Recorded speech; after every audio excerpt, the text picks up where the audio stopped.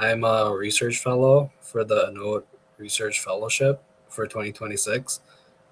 So the research I was working on was adversarial course of action generation.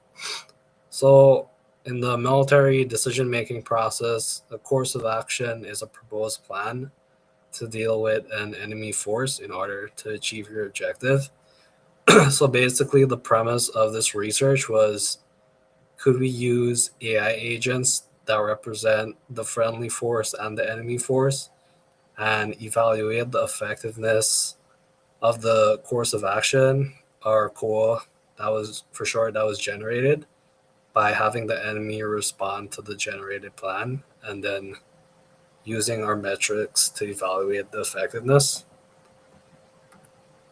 So, like I said before, COA is a proposed plan, and on the battlefield, every plan has to survive an opponent, right?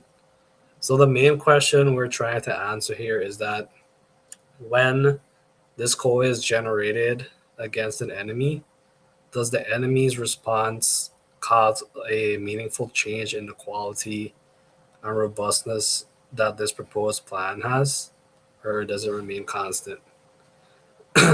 So, in structuring our course of action for this research, you can see that some of the components that make up a COA are the objective, enemy targets, priorities, and ordered actions. Moving on, in conducting this experiment, every time a blue team, which is an AI agent, creates a structured course of action, the red team, represented by another AI agent, searches for possible responses to this plan. So, in terms of the responses, we looked at a single response and then we scaled up constantly. So, we started with one red force responding to the proposed course of action. Then we moved up to 8. Then we added constraints to the red team to see how that would also affect it, as well as using a simulated offline LLM policy.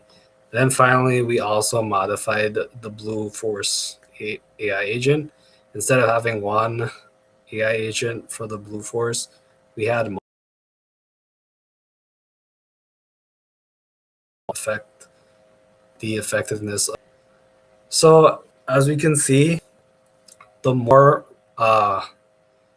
red force agents you had, the more responses, and then the effectiveness of the blue force or the blue AI agent decreased. So with one candidate, we had like a probability of the blues advantage being approximately 0.5, so like 50-50. As the red team candidates increased, the blue team's advantage just constantly decreased. And therefore, in order to try and maintain an advantage for the plan that was developed by the blue team, we decided instead of having one AI agent that generated the course of action, it would be better to have 5 different blue agents that specialized in a specific role. So, for example, as can be seen here, one AI agent could specialize in cyber effects, and one could specialize in sustainment, which would be like logistics, looking at how the most effective way to get like food or equipment to your forces would be. And then for cyber, what would be the most effective cyber effect to use, like jamming or something similar. And so by having these specialized agents, it increased the blue force advantage back up to like 0.5 and increased the win rate as well up to 0.8. So from conducting these various scenarios of generating COLAs and then having the red force respond to them, we were able to see that the responses from the red force were actually diverse and they weren't just like copied constantly.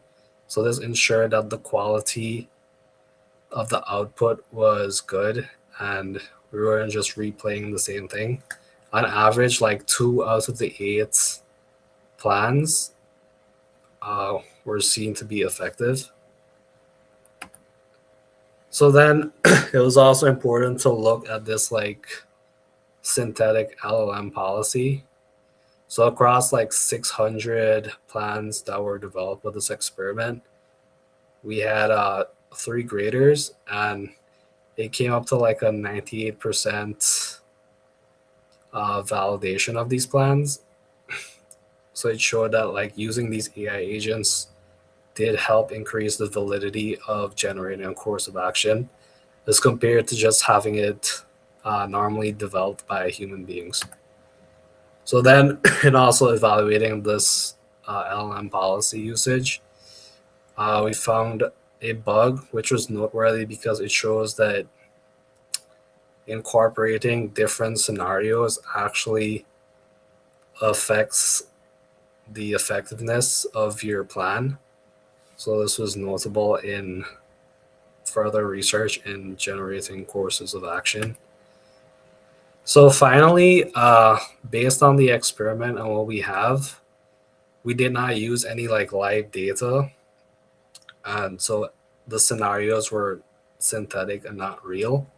So moving forward, it would be better to actually use like a live LLM.